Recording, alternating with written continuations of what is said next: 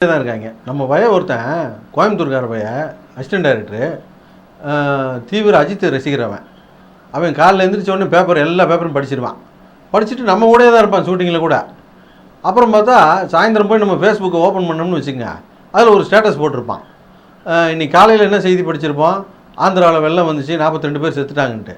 இவன் சாயந்தரம் என்ன ஸ்டேட்டஸ் போட்டிருப்பான்னா, இந்த 42 பேர் குடும்பத்துக்கு 42 லட்ச ரூபாயை செக்காக அஜித் அனுப்பி வச்சுட்டாரு அப்படின்னு சொல்லி ஸ்டேட்டஸ் போட்டுருவான்.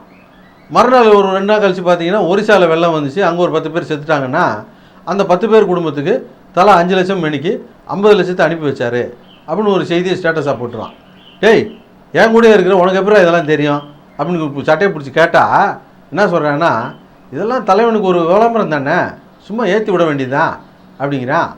இப்படி தான் சில பேர் ஸ்டேட்டஸ் போடுவேன் பாருங்க. அஜித்தோடைய மேக்கப் மேனுடைய குழந்தைக்கு ஜன்னி வந்துருச்சு, அதை உடனடியாக அப்போலோ ஹாஸ்பிட்டலில் வச்சு பாருங்கள் அப்படின்னு சொல்லி அஜித் கூட்டு போய் கேரவனில் வச்சு 5 லட்ச ரூபா பணம் கொடுத்தாரு, இது யாருக்குமே தெரியாது அப்படின்னு சொல்லிட்டு ஸ்டேட்டஸ் போடுவாங்க. யாருக்குமே தெரியாத விஷயம் எப்படா ஃபேஸ்புக்கில் வந்துச்சு அப்படின்னு கேட்டால் எவனுக்குமே பயில் இருக்காது. இப்படி அவரை பற்றின செய்திகளாக போட்டுக்கிட்டே இருப்பாங்க. இது வரைக்கும் அவர் கொடுத்தாருன்ற தொகையை நம்ம கூட்டி கழித்து கணக்கு பார்த்தோம்னு வச்சுங்க, இந்தியாவுடைய மொத்த கடனையும் அடைச்சிடலாம். அவ்வளோ காசு கொடுத்ததா இது வரைக்கும் செய்தி வந்திருக்குது. உண்மையாக போய் நமக்கு தெரியல. இப்படி தான் இந்த கிரிக்கெட் சமயத்தில் ஒரு செய்தி வந்துச்சு.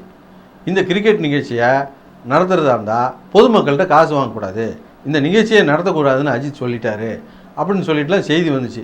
அது உண்மையாக போய்யா அவர் தான் போட்டாரா அப்படிங்கிறதுலாம் நமக்கு தெரியாது.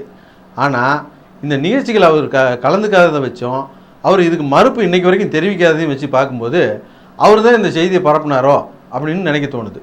சாதாரணமாக நம்ம குடும்பங்கள்லேயே ஒரு 7-10 பேர் இருக்கிற இடத்துலையே ஒரு விஷயத்தில் ஒத்த கருத்தை கொண்டு வந்து ஒரு முடிவு எடுக்க முடியல.